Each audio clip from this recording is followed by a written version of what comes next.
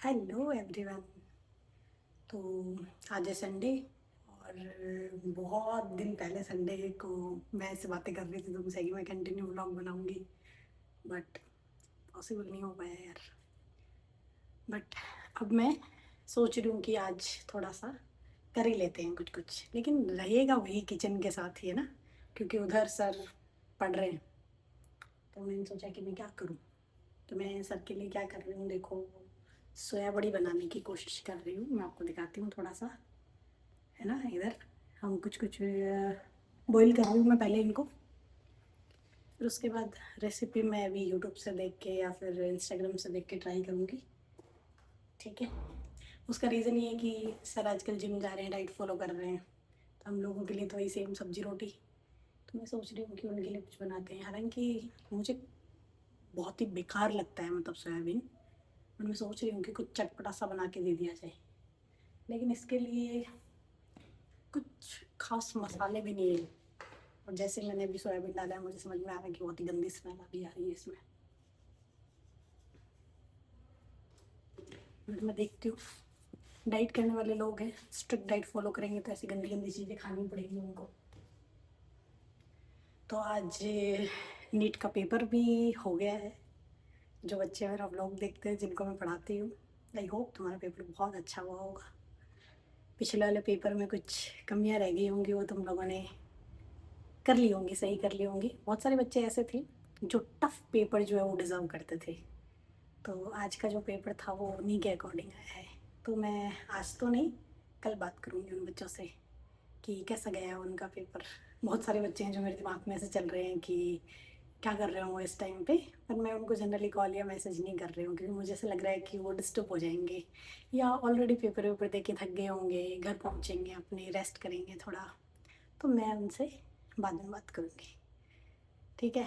और अभी नया कुछ खास ऐसा है नहीं, मेरे बीएड के एग्ज़ाम चल रहे हैं। तो मैं सोच तो रही थी कि जब पहला पेपर दिया था तो मैंने सोचा था कि मैं सेकंड पेपर में बहुत पढ़ाई करूँगी, क्योंकि बहुत टफ काम था मतलब बीएड के एग्ज़ाम के अंदर लिखना। लेकिन अब मुझे 2 दिन हो गए, मैंने वो सीरीज़ अभी उठा के भी नहीं देखी है। पर मैं सोच रही हूँ कि अब 26 को वापस पेपर है, तो खूब अच्छे से उसको कर सकूँ, मतलब मैं पढ़ाई कर सकूँ उसकी। मैं कुछ कुछ कर लेती हूँ ताकि सर को फेंकना नहीं पड़े, वो कुछ खा ले सर उसमें से टेस्ट करके। मैं कुछ कुछ चीज़ें साथ में भी कर लेती हूँ, और कुछ कुछ आपको बातें भी शेयर कर लेती हूँ आपसे, जो मुझे जनरली करनी होती है। मैं बहुत बार ऐसे सोचती हूँ यार, वीडियो बनाने से पहले कि ना मैं बहुत अच्छे से तैयार हूँ और ऐसे ही अच्छा मेकअप करूँ, जो हमारी वाली ड्रेस है उसको पहनूँ। पर यार घर में ना पॉसिबल नहीं है। हो सकता है आगे जाके मैं बहुत अच्छी व्लॉगर बन जाऊँ, तो मैं ऐसे बहुत अच्छे से मतलब घर को ऐसे डेकोरेट करके रखूँ।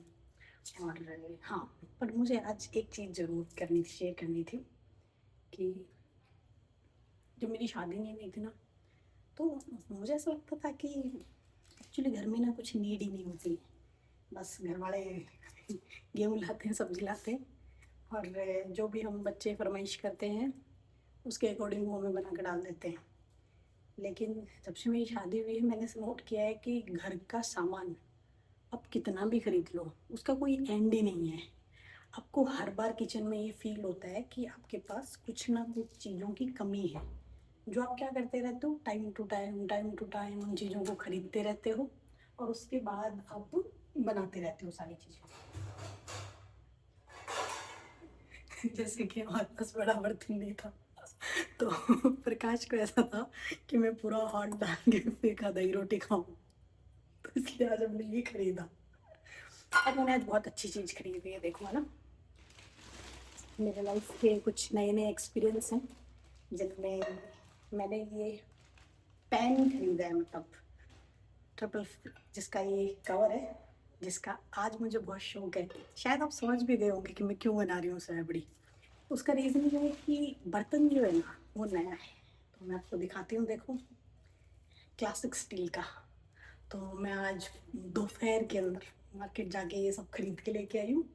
मुझे बर्तनों से देखो कोई लगाव नहीं रहा है, लेकिन अब मैं बोल सकती हूँ कि मुझे बहुत प्यारे लगते हैं। तो मैंने लिए, और काफ़ी टाइम से मैं ना पिछले, ऐसे फ़नी लगेगा थोड़ा सुनने में, मैं पिछले 4 महीने से ट्राई कर रही थी ऐसे कि मुझे जिस पे बेसन का चीला बनाते हैं ना, वो चाहिए था, लेकिन विद कवर वो मुझे मिल नहीं रहा था। तो फिर आज मैंने फाइनली ये सोचा कि मैं ये ले लेती हूँ। हो सकता है सबके घरों में होगा, बट आपको भी खुशी हुई होगी जब आपने ख़रीदा होगा। मुझे बहुत अच्छा लग रहा है। इसके चक्कर में सोया बड़ी बेकार है। मुझे देखना है कि नए बर्तन में खाना बनाते हैं तो कितना अच्छा लगता है। इसके साथ साथ मैंने कुछ और भी चीज़ें खरीदी हैं, और वैसे तो जब से शादी हुई है खरीद रही हूँ मैं, क्योंकि आप सोचोगे कि आपको शादी में नहीं मिला क्या? नहीं, मेरी शादी में ना दहेज के नाम पे कुछ नहीं लिया सामने वालों ने, ज़ीरो। कुछ बर्तन थे, बर्तन तो काफ़ी थे, मतलब कुछ नहीं, काफ़ी सारे बर्तन थे, और एक बड़ा बक्सा और एक अलमारी जिसमें भी उनकी बेटी कपड़े रख सके। इसके अलावा कोई दहेज नहीं लिया मेरे ससुराल वालों ने। ये बात सच है कि शादी होने के बाद जितना भी सामान खरीदा है ना, वो इस बेटी ने ही खरीदा है इस घर में, सब कुछ।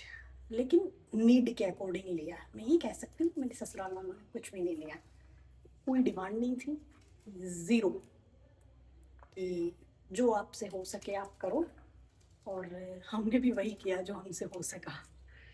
इसलिए फिर क्या है कि कुछ लोगों को तो क्या होता है कि दहेज में मिल जाते हैं अलग अलग तरीके के बर्तन। मतलब मैंने देखा है यार कि घर से ना कुकर जो होते हैं ना, वो भी अलग अलग स्टाइलिश मिलते हैं, इतने बर्तन मिलते हैं, इतना सब कुछ मिलता है ना, उन लोगों को मुझे लगता है यार कुछ खरीदने की ज़रूरत ही नहीं पड़ती होगी।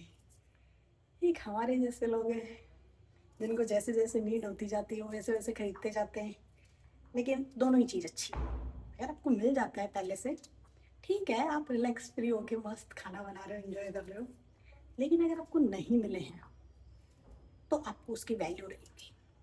जब आप कोई चीज़ खरीदते हो ना, आप बहुत दिमाग लगाते हो, बहुत सोचना पड़ता है कि ये ले तो रहे हैं, कैसे चलेगा, कितने टाइम चलेगा। तो ठीक है, एक कहावत होती है ना कि पुरानी, जब घर में कुछ सामान होता है और हम बच्चे उसकी कदर नहीं करते हैं, तो हमारी मम्मी नानी दादी सब ऐसे करती हैं, तुम्हें क्या पता, जिस दिन तुम घर बसाओगे उस दिन पता चलेगा।